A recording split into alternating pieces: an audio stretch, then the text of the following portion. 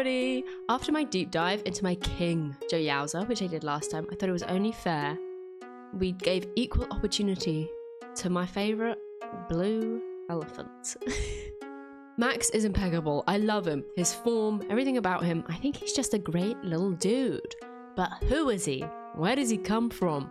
What is he? Let's find out. So Max is an Ortolan. Here, normally I would describe their basic appearance, but there's conflict between how these guys kind of look. So we'll get there in a minute. Firstly, just general vibes. Apparently, Ortolans have a great sense of smell, which would make sense with that wondrous trunk they have on their faces. They're from the home planet of Orto, which is somewhere which is a frozen wasteland, basically. It's small, there's not very many life forms, so Ortolans use their great sense of smell from those big old honkers to sniff out their food. And apparently they can sniff for up to 2 kilometers away.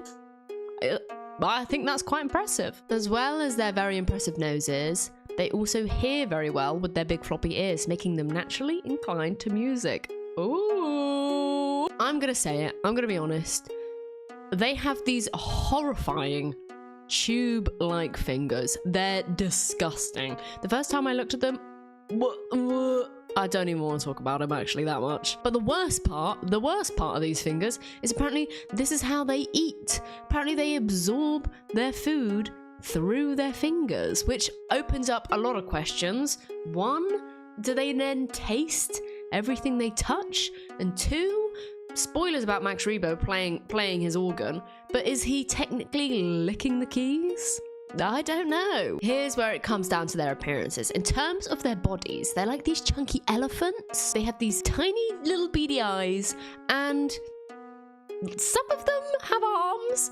I think retroactively, they do now have arms. But the original Ortolan, Max Rebo, only had legs. The Max Rebo plushie I own back there, he has arms and legs. I think all of Max merchandise gives him like his Lego figure, I think his Funko Pop. They also put him in this weird nappy, and I don't know why they do that. Max is naked. Max is very naked down there. I don't know why he's got a nappy on now, but it is what it is. If we look at his original puppet and this statue, I think that was officially made by Star Wars, where you can see his little tush, you can see his little butt crack. He only has legs and they sort of arch up and over. He's got a very interestingly shaped body, but every other Ortolan we see has both arms and legs and has more of like a humanoid body. Now, looking into the Ortolans was actually really interesting because compared to Joe, they have a lot going on. There's a lot of history back there. Geologists believe that Orto, their home planet, was hit by a large comet, which caused the harsh, like cold atmosphere. It's giving interloper. Outer Wilds reference. Apologies. I had to throw one in, even though it didn't make much sense. And this home planet that they live on was neutral in the Clone Wars until its minister, a guy called Bellotussus. Wait, let me read that again. It is Bellotussus. He was planning a coup. Oh my god, T. So the Confederates arrive, the CIS, they turn up to the planet and they're ready to storm the capital, but somebody gets involved. Somebody decides to sabotage. And who is that? The first Ortolan we're going to introduce? Nembees. Nem, okay. Nem is a Jedi Knight. Unreal from him. Love that. He was working undercover as this trader that died. It's not that important, let's be honest. And he worked his little blue butt off. He was trying to stop the invasion by infiltrating and disabling a shield generator, which would pave the way for a counterstrike on the planet. But he was unsuccessful. And guess what? Guess what, guys? Order 66 was issued, and in an act of utter injustice, Nembees was executed. Now, okay, this Nem law, although dramatic, is not really canon. Well, it is. This law is from a What's the Story feature, which was a thing on Hyperspace, a Star Wars fan site back in the day. It was a competition where people provided backstories to background characters, and the winners got their stories to become official lore. So in the pictures and things I've shown of Nem, it's actually just like originally a background character in the series. However, now this is the thing, I think with Disney retroactively like removing a lot of external things from the films from canon, when you now go and look at the Star Wars database, Nem and any of the other competition winners are no longer on the Star Wars databank. So I don't know. I don't know what's going on there, but I don't really care. Nem was a Jedi Knight, and I think that's such a slay. I'm going to go ahead and still believe it's canon. Another Ortolan we know of is Vondry Deek, okay? Vondry is apparently a great chef who was featured in the role-playing adventure story called Barton's Landing. Now, I read this whole story, and it didn't make much sense because I wasn't playing the game, so I was reading lots of instructions. I was hoping I was going to get some great Vondry content. I couldn't wait. Instead, I read about a man called Barton who went fishing a lot until I found him, okay? It took me, I think, 12 pages. It took me a long time to get to him. But there he was, in the notable businesses and services section. The 3 Jetties Gourmet Restaurants, okay? Let me read this to you. I'm gonna have to look at the piece of paper. Although most seafarers that dock at the 3 Jetties despise the presence of this floating eyesore, the 3 Jetties Gourmet Restaurant is the place to visit for wealthy off-worlders, especially guests of Guther Barton, who owns 80% of the businesses. Walk-ins are almost sure to be turned away without a reservation, although well-dressed individuals might be able to talk their way into a table with a successful diplomacy or intimidation check. Okay, that's where the roleplay comes in. The 3 Jetties Gourmet Restaurant exclusively serves BGD seafood prepared under the watchful eye of head chef Vondry Deek, a temperamental Ortolan perfectionist. That's it. That's all we got. I read through 13 pages of this damn story, and that was all I got. I feel bad. I feel bad for Vondry because in my heart I was growing so attached to him. As I was reading through this story, I was anticipating. I was like, oh my god, he's got to come soon. And that was all we got, 1 sentence. So I decided I'm taking matters into my own hands, okay? And I drew what I think Vondry would look like. We know he's a temperamental perfectionist, but I think he's probably had a less perfect past. I like to think that, you know, he came from the ground up. He didn't just instantly reach restaurant fame. He was working hard, okay? He was hustling. I like to think he was gathering his produce himself, biting off the sea creatures and catching them all. That's why he's got a bunch of scars and an anchor tattoo, okay? I thought it might be fun if he had a tattoo. These scars match with his temperamental nature, you know? He was probably out there fighting. He was drinking in the bars. I don't know. Vondry gets up to what Vondry wants. And now they say he's a perfectionist, but I think he's a perfectionist about his craft. He's a perfectionist for the food, meaning he cares less about himself and his own appearance. That's my Vondry Deek lore. Take it as you will. No one else is gonna do it. I've taken matters into my own hands. The other Ortolan we know of is Yide. Yide? I think Yide, maybe. He's a trader who lives on Saria, the home planet of these dudes. Okay? Yide was shown. We got to see him, okay, in a comic book called Prelude to Rebellion Part 2. This was a comic from 1999, and oh my god! Look at him! Look at him! It's unreal. He has a whole family in this, okay? We don't know their names, but look at them. Look at the babies. Oh my god! I want them all to have names, okay? His wife, a wonderful headscarf. I think she'd be called Esmel or something. And the kids, this one, Stupel. I think this one over here would be Trink. That's Preep. The next one, German. And finally, Derek. Yidi was friends and worked with the long-headed guy I showed earlier, Ki Arimundi. Yidi would help Ki track people on the planet, and one time when he was snooping, he overheard some very juicy gossip. And he wanted nothing to do with it. He was like, I gotta keep my mouth shut. I don't want to be involved. Ki Ari came to him. Give me the info. Give me the deets. But Yidi said, no. I've got a wife and bloody kids at home. I can't be dealing with this stuff. So he leaves. He tries to escape, but guess what? Guess what? Yep, they killed him. He died. And for what? He was shot in the chest. Yuri has a wife and kids at home, okay? There's like 5 of them. What about Stupol? They just shot him. It's all that long-headed bitch's fault. Okay?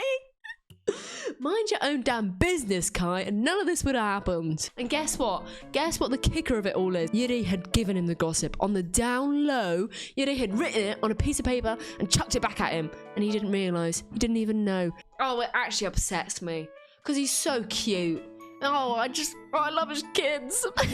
We do though, okay. Maybe his death, it's not justified, his death is not justified, but it lessens the blow because at the end of the comic we get this beautiful piece of art where Yuri's up in the clouds and he's getting his Mufasa moment, and it's stunning, it's unreal. So actually, you win some, you lose some. Rest in peace, Yuri.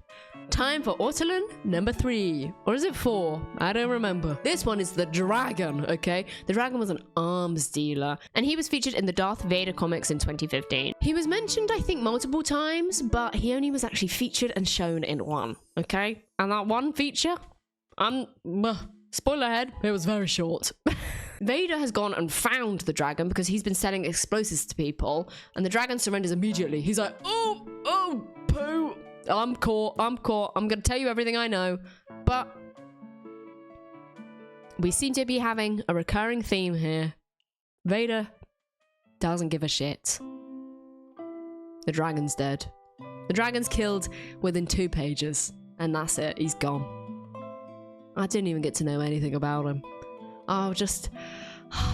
There's so much potential with these guys. And they keep kicking the bucket. Very excitingly, this is an Ortolan. I'm going to go ahead and say, might not die. Let's throw that out there. There's one featured in the new Star Wars, the new Disney Plus show that's coming out, Skeleton Crew. I didn't know this until I was making this because I haven't watched a lot of the Disney Plus shows. I'm not going to lie.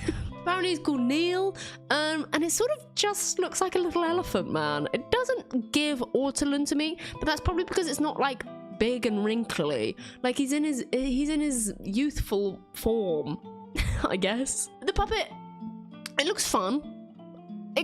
It's kind of creeping me out in the promo so far, and this show should be perfect for me. It should be perfect, okay? It's like they're going for the Goonies vibes, they're going for fun adventures. There's an elephant person there, but it hasn't captured me. I'm gonna be honest. I don't know if I'm gonna watch it. That's all the other bloody Ortolans. It's almost time. It's almost Rebo o'clock, but we do have to do a quick pit stop at his family. Azul Fantel. Azul he's a cheeky minx, let me tell you, okay? He's the brother of icon legend Max Rebo, and he's also a criminal, okay? Let's just throw it out there. He's been up to no good. He appears in the comic Star Wars Adventures. This came out in 2017, and he's in a story called Tales of Wild Space, the Blue Brothers. The art in this comic is so cute. Okay, you thought I was freaking out about those babies in the last one. This comic's unbelievable. Oh my god, it's delicious. And the best part of this comic, they drew them in all their armless glory. They've just got little legs. It's incredible. This story starts with Max getting ambushed. He's like, what's going on? Okay, a bunch of citizens are telling them that he owes them money. And just as it looks like he's starting to get in trouble, a zoo comes swooping into the rescue. And I love this drawing. He's grabbing him by the trunk. It's so good. It turns out they've been mistaken for each other. Azul's been swindling the people of Tatooine with no remorse. Max, he's a man of the people. He decides, I'm not dealing with this. Chucks the money Azul has stolen back to the streets, which is causing a little bit of a riot, but Max didn't quite realise that when he did what he did. As this happens, who has turned up? Oh my god! It's Jabba! And he looks revolting. Jabba looks horrible. As punishment for Azul's crimes of stealing from the people, Jabba makes him work aboard the sail barge as a waiter. And it's so cute. It's so cute. I'm sorry, but the little drinks as a hat is unreal. I do think, though, if we deep this a little bit, I think this probably means Azul has led to the same fate as almost every other Ortolan we've met, in the fact that when that sail barge got blown up, I bet he was probably still on shift. Finally, we reach the legend. Wait, I'm gonna go get him. It's Max Rebo time! Maximilian Rebo is a universe famous jizz whaler. He uses his toes. Okay, pretend he doesn't have arms. Pretend they're not there. He uses his little toes to lick those keys on his big organ, and he blows everybody's mind. He's so talented, it's unbelievable. Max created his original band of him, Cy Snootles and Droopy McCool, and they put on the performance of a lifetime for Jabba. Then they put on a slightly worse performance when Joe comes around, but don't tell him I said that. Pretend I think that version's better. We also see him in the film later hanging around with Jabba the Hutt. Max, I don't think I like the company you keep. Or so... That was a big bit of dust. Or so you would think. Okay? It turns out Max had his own plans. Max had something else going on at the exact same time. In the comic Return of the Jedi, Max Rebo's story, his drummer... I should keep him in frame the whole time. One of his drummers received an important message, a command to kill Jabba. This was heard by another bandmate, causing a detrimental rift between the pair of them, okay? Max sensed something that was amiss. He's a very clever lad. He's a very smart boy. He's sort of very, very morbidly discussing the idea of death and how many people he's seen be killed and how it seems to follow him through his life. And he goes and he collects this mysterious poison, which will be used to get rid of that big slug. He's getting ready to go commit the act, but as he does, oh my god, he's caught! Put your hands up! Ah! But just as he thinks to himself, I think in this panel he's possibly contemplating doing it to himself. But as he turns and sees, Han and Leia have arrived. Oh my god, it's the scene from the movie where we think he's just chilling. It's this part. Everyone stops fighting. Everyone's going crazy. Max, icon and legend that he is, stops his drummers from killing each other, turning and showing them Leia getting rid of big old jabs. Okay, that's done. Max is honestly, he's unsure if anyone else really survived after this, but Mr. Rebo, he got out alive. He's the Ortolan who lives. Okay, and the most incredible news, I didn't know this, mostly because I don't watch the Disney Plus shows. I tried Mandalorian, I enjoyed it, and then it got very boring. I haven't watched Andor, and I've heard it's amazing. I will watch it. I will, because Rogue One is one of my favourite films. I promise I will do it, okay? But I heard, I didn't hear, I saw it with my own two eyes. While researching for this, Max made a new appearance. Oh my god. Max was featured in the Disney Plus series The Book of Boba Fett. Okay? And he's absolutely jamming. Okay? He's jamming out. He's going crazy with it. Now, I don't know if he's been zemping or not. I'm gonna be honest. They killed my boy. He looks hideous. He is horrid in this. It's so obviously just a man in a suit flopping his fingers around, okay? It's awful. It's giving Halloween costume. It's just terrible. His head, it's so long and flat, and it makes it look like his eyes are sitting really low down to me. I think it just lacks form and like a proper like padded out shape. I think that's my issue with it. His wrinkles on his body look more just like folds and creases in the fabric of the costume. Honestly, I'd rather he was blown up on the sail barge than be dealt this fate. Okay. I don't. That was too far. That was too far. Max, I don't. Max, I don't. That's the last time we've seen an Ortolan or Max Rebo himself. Although December, Skeleton Key, Skeleton Crew, whatever the bloody hell it's called, is coming out. So maybe I will give it a chance. Because, oh, actually, what if the little Ortolan has an Ortolan family? Oh, maybe I do need to watch it. I love looking into like silly niche topics, okay? And this was so much fun. I've honestly grown such a love for these creatures, researching them and looking at all the different types of characters. I feel very attached. I love Max. I think he's a wonderful character. Him in the comics, I think his morals, I think the way that he's characterized, he's just wonderful. He's brilliant, okay? I love him. I love him. If Disney do one good thing with all these franchises they've bought up, they better create me the Jim Henson Company X Max Rebo Band puppet Christmas special of my dreams. This is all I want. I'll write the script. I'll bloody puppeteer the puppets myself if I have to, okay? This is all I want. It would be amazing. It would be so good. Anyway, thank you guys for watching. I am working on another Star Wars video, which is sort of about puppets, because puppets mean the world to me, but it's going to take me a little while. So we'll see when that comes out, probably in 800 months. But thank you guys so much for watching. I appreciate you all. From me and Max, farewell.